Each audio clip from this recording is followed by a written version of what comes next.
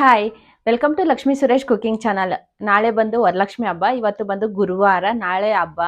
ಇವತ್ತೆಲ್ಲ ಪ್ರಿಪ್ರೇಷನ್ ಮಾಡ್ಕೊತಾ ಇದ್ದೀವಿ. ನಾಳೆ ನಾನು ಲೈವಿಗೆ ಬರೋಣ ಅನ್ಕೊಂಡಿದ್ದೀನಿ.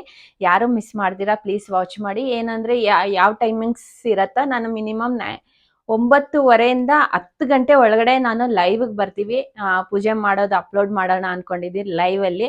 ಯಾರನ್ನ ಇಷ್ಟ ಇದ್ದರೆ ವಾಚ್ ಮಾಡ್ಬೋದು. ನೀವು ಎಲ್ಲರೂ ಬ್ಯುಸಿಯಲ್ಲಿ ಇರ್ತೀರಾ, ನನಗೂ ಗೊತ್ತೈತೆ.